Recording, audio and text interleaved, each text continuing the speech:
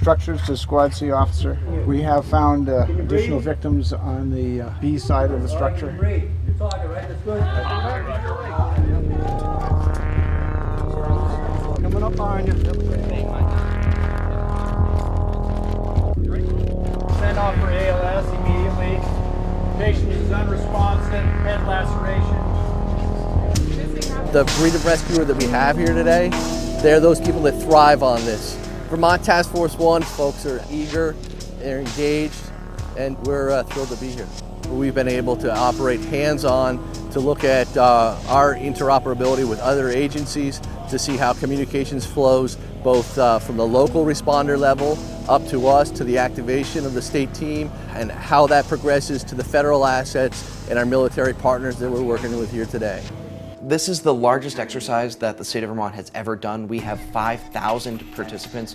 We have 7 civil support teams. We have a Homeland Response Force, a SURF-P from the National Guard, as well as our state urban search and rescue and state hazmat teams, and 7 communities playing. We also have the Region 1 USAR team to help with that effort.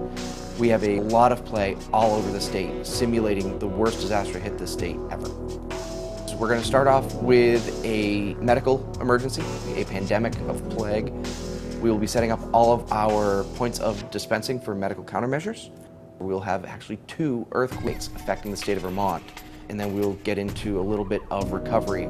Well, the Vigilant Guard exercises themselves are ongoing National Guard events. This is a very big event for the state because they have multiple players and multiple events ongoing constantly. So it's a very big deal for them internally, but for us in our partnership, it ends up being very beneficial. From my perspective as the FCO, the benefit here is I get to work hand in hand with my direct counterparts as I would in a real life event. You never know all the answers. I've had probably over 100 disasters now. I don't know the answers, and every time I do this, I get smarter and I learn something from the people that are working in the incident with me. An exercise like this allows us to take what we learned during Irene and take it to a whole nother level. This is an event that is going to stretch our capabilities so that next time when we're called on, we're that much better to assist Vermonters. I'm going in, I'm looking with the technical cameras into some of the smaller areas to see if we need to remove a wall or lift something off of anybody, finding small clues that might lead us to believe that somebody is behind an area that we can't easily gain access to.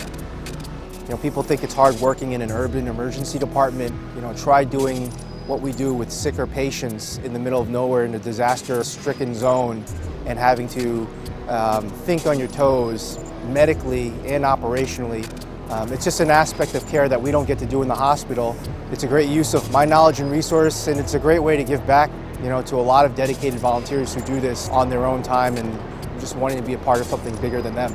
We have trauma surgeons, we have ER doctors, all of the nurses are pretty much ICU nurses, including myself. So we are very valuable to come into a community and provide our medical support to the firefighters or the EMS that are already there. Vigilant Guard is a unique and rare opportunity for multiple agencies, from federal government to local governments, to be able to come and work together in a combined effort to mitigate a natural disaster or a man-made disaster. We have multiple training sites. We're working in small Vermont-like villages that are up on hillsides with remote or difficult access and terrain problems. There's another site that's more of like a collapsed rubble pile type scenario. So there's really a mixed bag. You can be on site and work here for 2 or 3 days and have almost no awareness of some of the other events and exercises that are going on. There's a saying, you're only as good as your training. So if we have the opportunity to train together, it's only going to enable us to work better in the future at disasters. Having grown up in Vermont and being the state liaison officer and playing this exercise is just a fantastic opportunity for me to be in this state. We've structured this exercise so that the federal partnership with the state partners can be built upon and grow. And I see that happening through this exercise, and I'm extremely proud of that.